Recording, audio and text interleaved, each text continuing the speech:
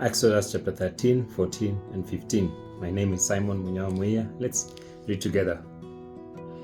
The Lord said to Moses, "Consecrate to me every firstborn male, the first offspring of every womb among the Israelites belong to me, whether human or animal." Then Moses said to the people, "Commemorate this day, the day you came out of Egypt, out of the land of slavery, because the Lord brought you out of it with a mighty hand. Eat nothing containing yeast. Today, in the month of Aviv, you are living.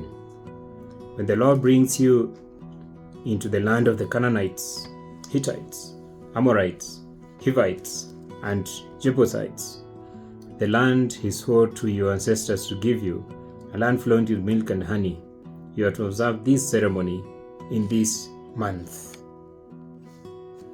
For 7 days eat bread made without yeast. On the seventh day hold a festival to the Lord. Eat unleavened bread during those 7 days.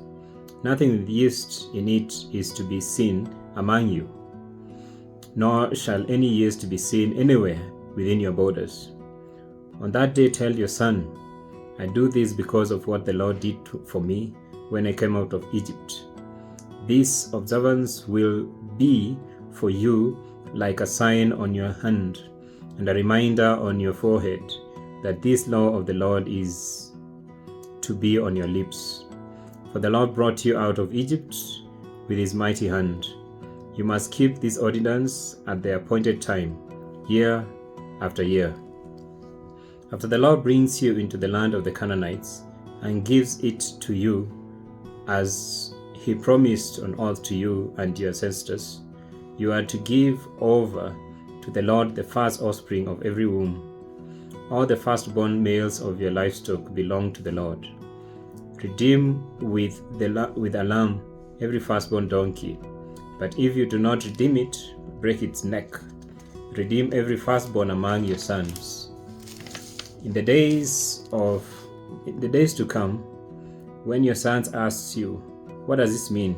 Say to him, with a mighty hand the Lord brought us out of Egypt, out of the land of slavery.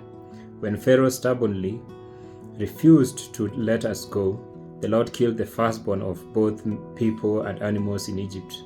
This is why I sacrifice to the Lord the first male offspring of every womb, and redeem each of my firstborn sons. And it will be like a sign on every hand and a symbol on your forehead that the Lord brought us out of Egypt with his mighty hand. When Pharaoh let the people go, God did not lead them on the road through the Philistine country, though that was shorter. For God said, if they face war, they might change their minds and return to Egypt. So God led the people around by the desert road toward the Red Sea. The Israelites went up out of Egypt ready for battle.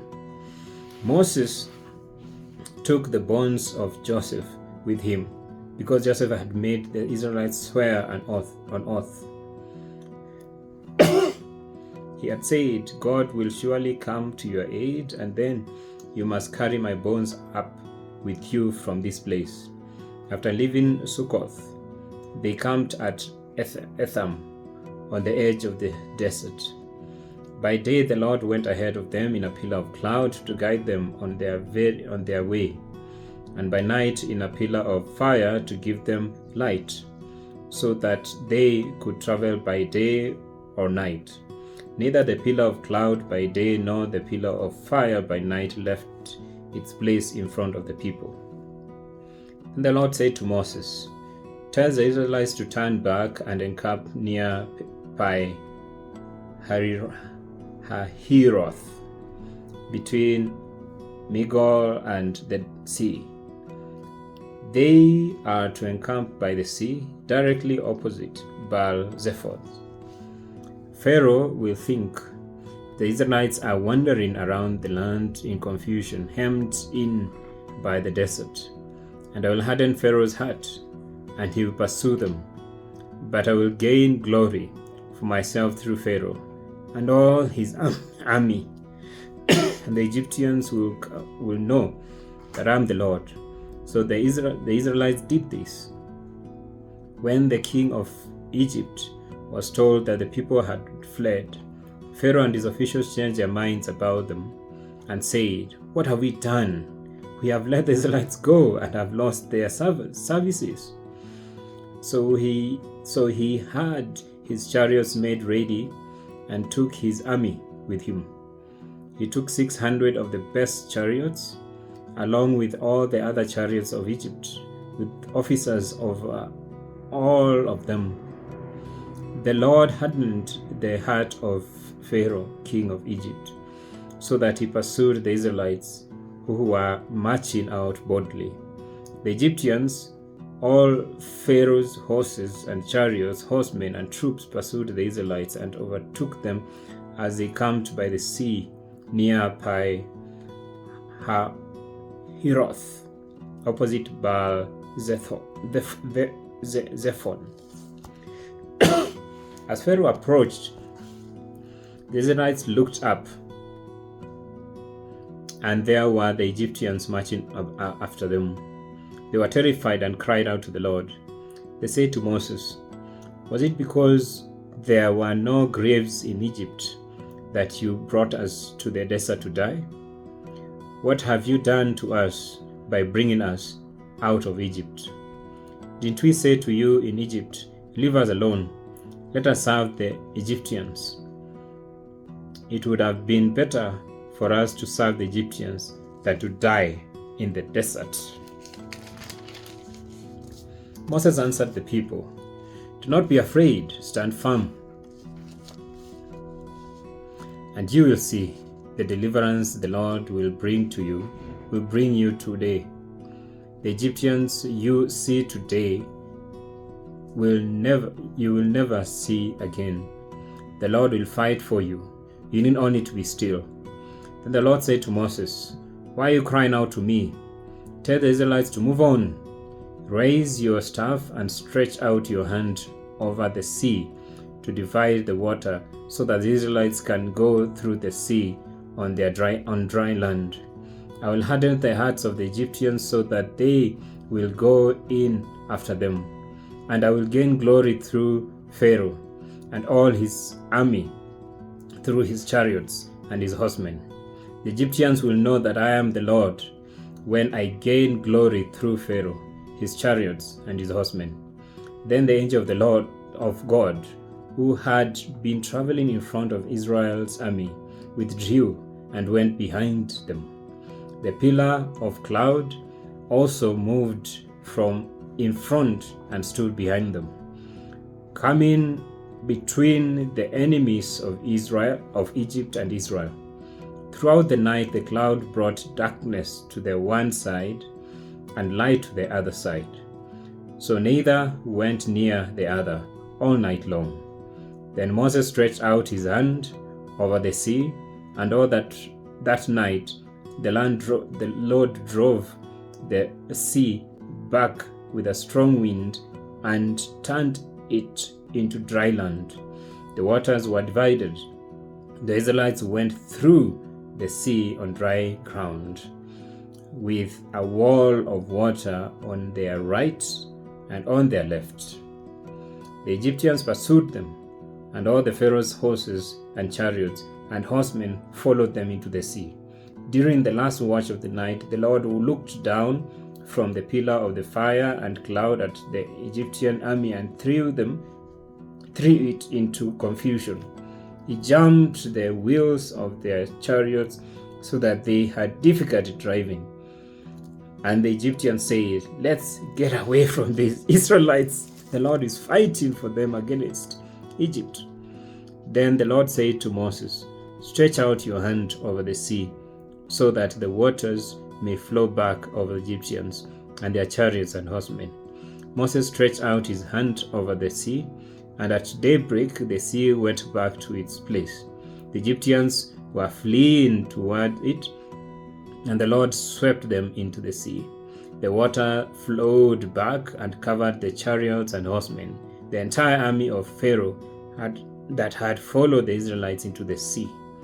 Not one of them survived, but the Israelites went through the sea on dry ground, with a wall of water on their right and on their left.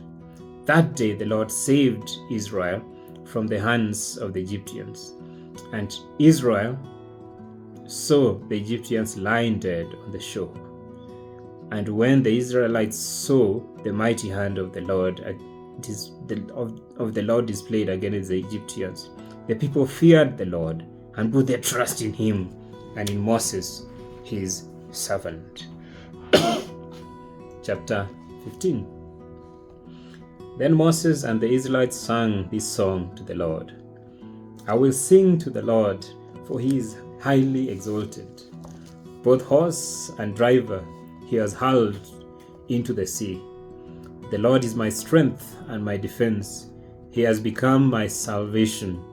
He is my God, and I will praise him, my father's God, and I will exalt him. The Lord is a warrior. The Lord is his name. Pharaoh's chariots and his army he has hurled into the sea. The best of Pharaoh's officers are drowned in the Red Sea. The deep waters have covered them. They sank to the depths like a stone. Your right hand, Lord, was majestic in power. Your right hand, Lord, shattered the enemy. In the greatness of your majesty, you threw down those who oppose you. You unleashed your burning anger. It consumed them like stubble. By the blast of your nostrils, the waters piled up. The surging waters stood up like a wall. The deep waters congealed in the heart of the sea. The enemy boasted, I will pursue, I will overtake them, I will divide the spoils, I will gorge myself on them, I will draw my sword on, and my hand will destroy them. But you blew with your breath, and the sea covered them. They sank like lead in the mighty waters. Who among the gods is like you, Lord? Who is like you, majestic in holiness, awesome in glory, working wonders? You stretch out your right hand, and the earth swallows your enemies. In your unfailing love, you will lead the people you have redeemed. In your strength, you will guide them to your holy dwelling. The nations will hear and stretch and tremble. Anguish will grip the people of Philistia. The chiefs of Edom will be terrified. The leaders of Moab will be seized with trembling. The people of Canaan will melt away. Terror and dread will fall on them. By the power of your arm, they will be as still as stone until your people pass by, Lord, until the people who you brought pass by. You will bring them in and plant them on the mountain of your inheritance, the place, Lord, you made for your dwelling, the sanctuary, Lord, your hands established. The Lord reigns forever and ever. When Pharaoh's horses, chariots, and horsemen went into the sea, the Lord brought the waters of the sea back over them. But the Israelites walked through the Red Sea on dry ground.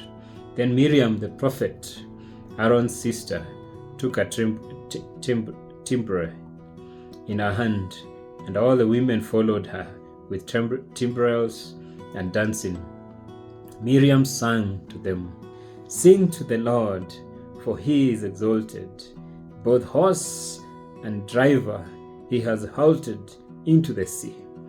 Then Moses led Israel from the Red Sea, and they went into the desert of Shur. For 3 days they traveled into the desert without finding water. When they came to Marah, they could not drink its water because it was bitter. That is why the place is called Marah. So the people grumbled against Moses, saying, What have we to drink? Then Moses cried out to the Lord, and the Lord showed him a piece of wood. he threw it into the water, and the water became fit to drink. There the Lord issued a ruling and instruction for them, and put them to the test. He said, "If you listen carefully to the Lord your God, and do what is right in his eyes, if you pay attention to his commands and keep all his decrees, I will not bring on you any of the diseases I brought on the Egyptians, for I am the Lord who heals you." Then they came to Elim, where there were 12 springs and 70 palm trees, and they camped there near the water. Tomorrow we'll continue from chapter 16 of Exodus.